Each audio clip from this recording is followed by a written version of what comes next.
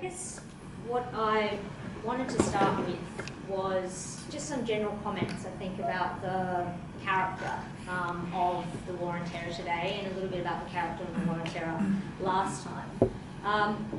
Obviously, people are aware 9/11, when the Twin Towers fell, that was really the beginning of a very serious shift in politics globally and as well domestically. And in Australia, at the time, the Twin Towers was used for political gain to launch another intervention into Afghanistan, an occupation into Afghanistan, and also into Iraq. And I guess there's a parallel today with the destabilisation that we've seen in the Middle East with the emergence of ISIS and the failure of the imperialist occupation in Iraq that has been used for political gain by the Abbott government domestically to very much pursue a vicious propaganda campaign dressed up as this war on terror. And I'm going to go through some of the elements that I guess compose it. Firstly, the manufactured nature of this threat. Secondly, the vicious racism at the heart of the War on Terror, and the differences between the way that the War on Terror is discussed today as it was under the Howard and Bush era. And lastly, about actually understanding what is the material basis for the War on Terror, and looking or scrutinising the material conditions as they are in terms of what we've seen with as I said before, the failure of the imperialist interventions in the Middle East, and the continued involvement essentially of the Western imperialist states in the Middle East. So if you remember in July 2014, ISIS declared the Islamic Caliphate state in areas controlled in Iraq and in Syria. And with this destabilisation in 2004, Abbott here lifted the terror level. People would have seen the media was on overdrive. I remember it, people remember it, 24-hour news cycle. The media had very intense campaigns about thwarted, beheaded plots, and they kept coming thick and fast. And it really did create a serious climate of fear and panic, and also coinciding with that, an increase of racial attacks against Muslims and Muslim women in particular, who are more readily identifiable with the hijab on public transport and other areas. And the scare campaign, if people remembered, I think a very important element to identify with it is the political theatre that is so associated with the War on Terror. If you think about when it was launched, I'm talking about under Abbott, they basically had 870 Australian Federal Police raid the homes in Sydney and Brisbane, and they detained 15 people. This was in the first week of the War on Terror, after they had put through a series of anti-terror legislation. And out of all of these people that were detained, only one person was arrested, and the basis of this arrest was on a telephone conversation. And currently there actually has been no concrete evidence that's emerged about this. I think what's important to actually realise, though, is as much, as vicious it has been, the War on Terror, and absolutely a hammering to Muslims in this country, there has been a cynicism, I think, that has grown in the Australian population about what Abbott is trying to do with the War on Terror. Even people such as Rosie Batty, she won the Australian of the Year award as an advocate for domestic violence. She came out swinging against Abbott, criticising him about the way that the state's resources were being mobilised, massive amounts of funding were being mobilised to deal with this terror threat, while at the very same time they were absolutely gutting and ripping spending from social services. And she came out very strongly against him for, obviously seeing the hypocrisy of this. Even Ross Gittins, economist columnist with The Age down in Melbourne. He has been criticising Abbott for essentially being so obsessed with national security. He's not even taking care of the needs of the ruling class and dealing with infrastructure spending for their investment projects. So you can see that Abbott has overreached with the war on terror with some, in some manner, and is beginning to get, to find himself being criticised even from within the ranks of the Liberal Party, which I'll go on to note a little bit later. In terms of the manufactured nature of the terror threat today, it's actually really worth surveying the facts about actually what is considered terrorism and what has actually happened in Australia. I guess one of the key differences between the Howard and Bush era and today was that the war on terror was basically directed at what was going on in other countries, particularly in the Middle East. But now the war on terror is very starkly and squarely pitched as a domestic threat, in a way that is different to before. But according to the Global Terrorism Database, between 2001 and 2011 in Australia, Australia has been reported to experience 6 terrorist attacks. If you look at the nature of these 6 terrorist attacks, the first one, what is considered a terrorist attack, was actually a refugee boat, which there was an explosion that happened on that boat, and there were fatalities as a result of the explosion, and this was in 2009. And I think this is actually far more a result of government deterrence policies towards refugees than can be considered terrorism. But this is what is the sort of looseness about what it captures. The second listed terrorist attack was a chemical agent sent in a letter to the US consulate in Melbourne. One was an explosion of a private business. One was an armed assault of a synagogue, and 2 were attacks on mosques in Perth in 2002 and in Brisbane in 2011. So that is really showing you factually the real terror, if you want to call it for what it is.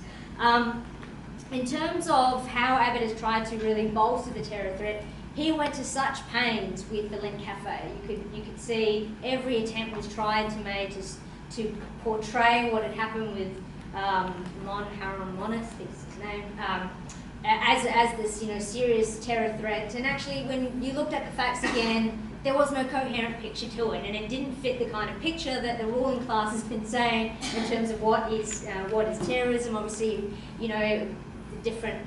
The flag at the last minute, all of the incidences beforehand, even the sort of ambiguities around actually what did the government know beforehand and didn't know, all starting to come out in the wash. But really, there hasn't actually been a terrorist threat per se in the way that the government is wanting us to believe that it's coming from a radical Islamist a grouping of any sort. But one of the things that Abbott has done, like Bush and Howard, is to paint, I suppose, ISIS as the most unthinkable form of evil, a death cult, claims that they are worse than Nazis, they are worse than Stalin. Abbott hasn't been the only one doing this. Julie Bishop, the Foreign Minister, has been central in doing this as well, who claimed that ISIS is a greater threat than the Cold War. Never mind that the Cold War basically, had the threat of nuclear catastrophe for, the world, added with Vietnam and the Korea War. But again, this, the manufactured nature of the terror threat and also the political theatre you can see combined with Zaki Mallah and the incident in Q&A. Here you have, he was, I don't know if people are aware of the details, but he was had a history of obviously a long acrimonious relationship with security intelligence because his visa had been denied to him because he was trying to get married and they refused to give him a visa to go to Pakistan. Obviously that, one could draw the conclusion that that would bring him into some serious conflict with ASIO. But nonetheless, he was actually charged under the laws, but he was found not guilty under any of those terror laws, but he was found guilty in terms of making threats to ASIO. But on Q&A, you can see the way that Steve Chobo, I think, can't remember his first name, yeah, basically, you know, on that, when questioned about the laws and, you know, the implications it had for civil liberties and freedom of speech, and the fact that he had actually criticised the government's role in the occupations, he basically looked at him square on that television show and said, "I will deport you," which was very much a way, again, of the sort of theatrics and heavy-handedness as well of the way that the Abbott government has been using the terror to very much bolster its political position, and obviously accordingly, you know, the more and more kind of absurd conclusions about, absurd proposals about citizenship revocation with dual citizens for people who are not deemed to be loyal enough. You can see the absurdity of these kinds of claims. But as much as, I guess, there has been this manufactured nature, there's lots and lots of these examples. I mean, one of the ones, I suppose one of the most recent ones was the colour coding of suburbs. People had seen this. Abbott had been given information that wasn't intended to be public, and he released it to say that here are a series of suburbs with large Muslim populations, particularly based in the West, and these were now terror hotspots, and this was plastered all over the national media, brandishing all of these Muslim communities as essentially suspected terrorists. And you can see the absurdity of that. The border force, the creation of the border force, billions of dollars spent on flags for television PR, another example of the absurdity of bolstering this. And he has started to receive, Abbott has received criticism because it has obviously gone too far in terms of the overreach. It's losing credibility for the government, and it's the only thing that they are standing on to have some credibility, as they have been undermined because of the austerity budget that they introduced. The other element that I wanted to move to now was the racism that's inherent to the war on terror. So I suppose one of the key differences between the war on terror last time and this time is a new theory today about radicalisation. And this radicalisation that just happens everywhere. Essentially, there's some kind of exceptionalism about Islam, essentially, is what it hangs itself on. That any Muslim, essentially, if they just watch too many of the wrong video clips, they're going to end up as extremists. That's essentially the idea behind it. And you can see it in the comments, even from the head of ASIO, Duncan Lewis, who said radicalisation appears to be very rapid, almost inexplicably so. They're getting younger, they're in their bedrooms, and they're often to the exclusion of parents. So you can see the kind of I guess characterization that they have in their whole narrative about what this radicalization is about. And they're using this to explain, obviously, the foreign fighters that have gone, handfuls of them, from Australia to fight either against the Assad regime in Syria or to join ISIS as well. But again, you can see the war on terror bleeding into all kinds of areas here as well. In May this year, the Attorney General suggested changing the curriculum in Australia so that teachers would now will now be instructed to basically teach people how to spot jihadis in schools. And this was proposed as a federal government program by the Attorney General. And you can see again, this was couched in the terms of de-radicalisation. And this is a new theory that they are relying on, because the credibility of the war on terror last time, that all Muslims were terrorists, people began to see the absolute absurdity of those claims. They didn't hold up. Of course, not all Muslims are terrorists. And this new theory that they have about radicalisation, that's just happening, everywhere, and on YouTube, you just see a few clips. This is very much the idea that they're relying on. And Arun Kundani has written a very useful book, Muslims Are Coming.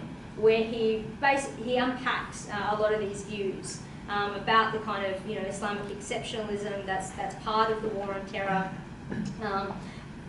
and it's worth having a look at. But even if you look at the intelligence reports of the equivalent organisations in Britain, they don't even believe their own theories about this as well. So if you look at MI5, which is the equivalent of ASIO, in 2007 they concluded that there was no essentially singular cause of terrorism, and they challenged a lot of the assumptions about what makes terrorists. Looked at hundreds of case studies that they had conducted themselves, and they found that there was no single pathway to terrorism, and that it's not possible to draw a typical terrorist, and most were demographically unremarkable. There is, I guess, an alternative theory that's been drawn upon. You can see it a little bit later in some of the later accounts, even with the Sydney siege, about the kind of lone wolf narrative or psychological narrative about the terrorists that that was used to describe the Boston bombers in the States. But again, research has shown that radical behaviour is actually not a good predictor of terrorism whatsoever. And you don't actually have to have radical beliefs necessarily to be a terrorist. I suppose we'll come back to that later in terms of the government's own terror. So governments obviously have tried to explain terrorism with a whole lot of racist caricatures about Muslims and Islam. And there's a very important reason, I think, to acknowledge about why they're doing this, and it's because they absolutely cannot accept the bedrock of what underpins it all, and that is the imperialist intervention and occupation that they have launched in the Middle East for decades. And that this is very much the basis for garnering, I suppose, disenfranchisement and disaffection with the West. And ironically, the sort of de-radicalisation strategy in Britain is called PREVENT, and it recognises itself that foreign policy, Western interventions are a motivator of violence, and these grievances are used to fuel violence. So just, I suppose, moving to the imperialist nature of the sort of material causes for, I guess, both explaining the war on terror today and also, the emergence of ISIS.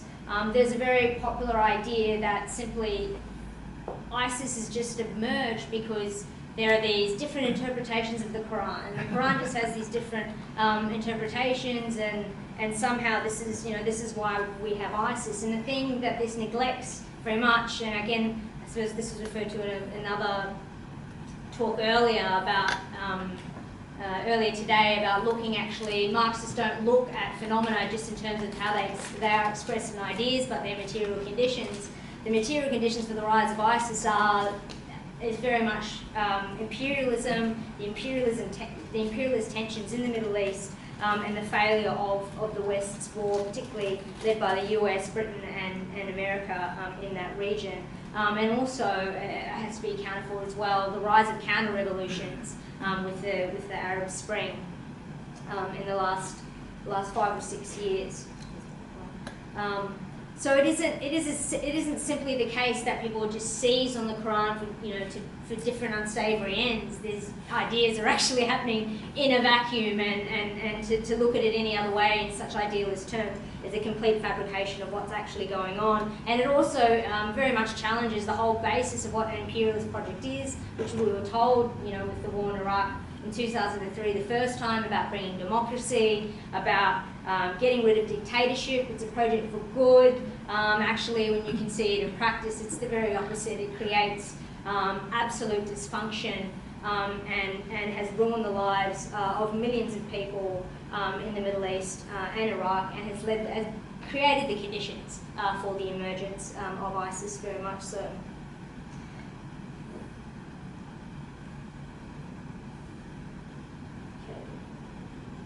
So in terms of the I suppose just going into a little bit more detail about what actually happened in terms of the emergence of ISIS. And also the situation we found ourselves in today, where Obama is now the fourth president to bomb Iraq. We had a situation where they had gone in, they had occupied, and they very much were reliant on Nouri al-Maliki, who was government at the time, Shia majority, to run Iraq, and they were very much dependent on the US for weapons and for forces, particularly after they had left. And while the US was there in Iraq, they had very much relied on sectarian divisions between Shia and Sunni to very much, deal or undermine the insurgency that had been happening in there, particularly in areas like Fallujah, for many years. And it was basically this sectarianism that Maliki also relied on to brutally suppress a large majority of the Sunni opposition to his government and the US's support for that. And it alienated large sections of the Sunni population, creating again the very conditions for the emergence of ISIS, both in Iraq and in Syria. So just to conclude,